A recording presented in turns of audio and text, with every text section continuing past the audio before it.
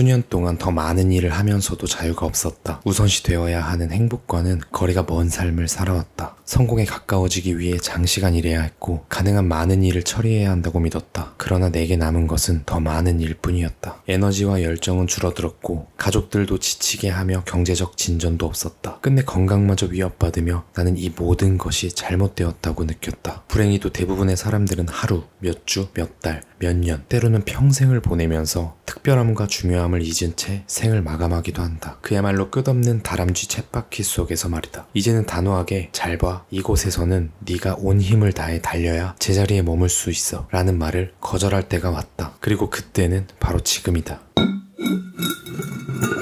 안녕하세요, 장독대입니다. 오늘은 마이클 하야트의 저서 초생산성에 관한 인사이트와 저의 생각을 함께 전해드리겠습니다. 여러분이 생각하는 생산성이란 무엇인가요? 아마 열의 9은 효율성을 확보하는 것이라고 답할 것입니다. 하지만 이 믿음은 우리를 더 장시간 일하게 하고 최대한 빨리 일하게 하며 가능한 많은 일을 처리하게 만들 뿐입니다. 이는 19세기 후반과 20세기 초 효율성 전문가들이 확립한 노동자의 자유를 제한하는 관리법에 불과합니다. 다람쥐 쳇바퀴에서 빠져나오지 않으면 계속 달리기만 할 뿐입니다. 대부분의 사람들이 온종일 휴대전화를 손에서 놓지 못합니다. 시간에 여유가 생기면 더 많은 일을 할 수 있다고 생각하며 또 다른 프로젝트와 더 큰 수입을 기대합니다. 스마트폰의 등장으로 업무 처리는 쉬워지고 정보 접근도 빨라졌습니다. 하지만 과연 우리 중에 스마트폰 덕분에 마법처럼 더 많은 자유 시간을 누리는 사람이 있을까요? 마이클 하야트는 이를 보고 정반대라고 말합니다. 신호등을 기다리며 전자계약서에 서명하고 마트 계산대에 줄 서 있는 동안 청구서를 확인하며 식료품은 앱으로 주문하고 미용실 예약도 앱으로 합니다. 기술로 절약된 모든 시간은 다시 우리의 하루에 더 많은 일을 밀어넣는 데 쓰입니다. 결국 더 많은 일, 더 많은 스트레스, 더 잦은 번아웃을 초래할 뿐입니다. 그렇다면 생산성의 진짜 의미는 무엇일까요? 생산성은 여러분에게 가장 중요한 것을 추구할 자유를 주는 것입니다. 자유?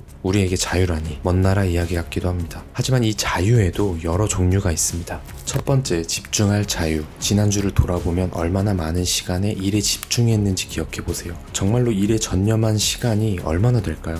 회사원들은 평균 3분마다 주의가 흐트러진다고 합니다. 두 번째, 현재에 있을 자유. 현대인은 출근하면 퇴근을 바라고 퇴근하면 내일 출근을 걱정합니다. 일을 하지 않을 때조차 미처 끝마치지 못한 업무들이 우리 머릿속을 맴돌고 있습니다. 생각하지 마세요. 그 생각의 스위치를 꺼야 합니다. 세 번째, 즉흥적일 자유. 친한 친구나 아끼는 지인이 나를 찾을 때 무슨 일을 하고 있었든 곧장 중단할 수 있는 자신을 상상해보세요. 이는 인생의 여유를 창조했을 때만 가능한 것이지만 효율만 높이는 것이 아니라 중요한 일을 해내는 사람이 되어야 가능합니다. 네 번째, 아무것도 하지 않을 자유. 아무것도 하지 않고 허송세월을 보내면 비생산적이라는 느낌이 든 적 있나요? 괜찮습니다. 지금 뇌에 중립을 놓고 긴장을 푸세요. 여러분의 뇌에는 배터리가 없습니다. 갈아 끼울 수도 없으니 아껴주세요. 생산성은 궁극적으로 더 많은 시간을 돌려주어야지 더 많은 시간을 요구하는 것이 아닙니다. 마이클 하야트는 저서에서 이를 아주 쉽게 풀어주었습니다. 하지만 중요한 것은 여러분이 가진 제한적인 믿음을 깨우치는 것이죠. 첫 번째,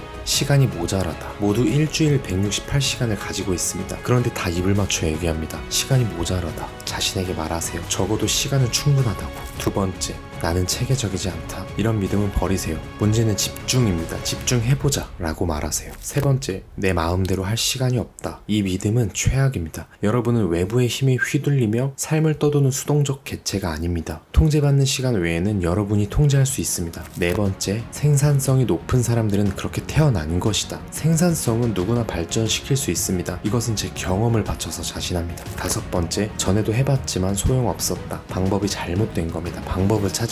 여섯 번째, 지금은 상황이 따라주지 않는다. 지금 당장 바꾸지 않으면 영원히 그 순간은 오지 않습니다. 일곱 번째, 나는 기술에 약하다. 효율을 높여주는 시스템보다 우선순위에 따라 일상의 활동을 조정하는 것이 중요합니다. 저는 수년 동안 다이어리를 작성하며 느낀 것이 있습니다. 10개나 되는 업무를 쭉 써놓기만 하는 것은 게으름의 한 형태였습니다. 중요한 3가지 업무만 완수하세요. 많은 업무는 결국 번아웃에 가깝게 만들 뿐입니다. 생산성을 높이기 위해 노력해왔지만 우선순위와 자기 객관화는 처음부터 잘 되지 않았습니다. 우리는 시간이 없는 것이 아니라 다람쥐 쳇바퀴 하이라르키 속에서 제자리에 머물러 있는 겁니다. 당장 근무 시간을 줄이는 것이 목표는 아닙니다. 여러분 스스로 자유를 취하려면 우선 해야 할 일들을 판단할 줄 알아야 하고 실력을 인정받고 신뢰를 쌓아야 가능합니다. 하루아침에 이루기보다 계속해서 실행하세요. 비생산적인 시간을 제거하고 행복하게 만드는 일로 채우세요. 성공이 무엇을 뜻하는지 이해하면 행복할 일에 시간을 쏟더라도 아깝지 않을 거예요. 사람들은 대개 운동할 시간이 없다고 말합니다. 핀란드 연구원들이 쌍둥이로 태어난 남성 5,000명을 30년 동안 추적 조사한 결과 규칙적으로 운동한 사람이 장기적으로 14%에서 17% 높은 소득을 올리는 것으로 나타났습니다. 꾸준히 운동하는 사람들이 일과 가정에서 요구받는 사항들을 균형 있게 처리할 수 있는 것으로 드러났습니다. 이를 구분하고 위임하고 때에 따라 거절하세요. 그리고 여러분의 시간이 고가치하다고 믿으세요. 마이클 하야트의 책 한 구절로 오늘의 영상 마치겠습니다.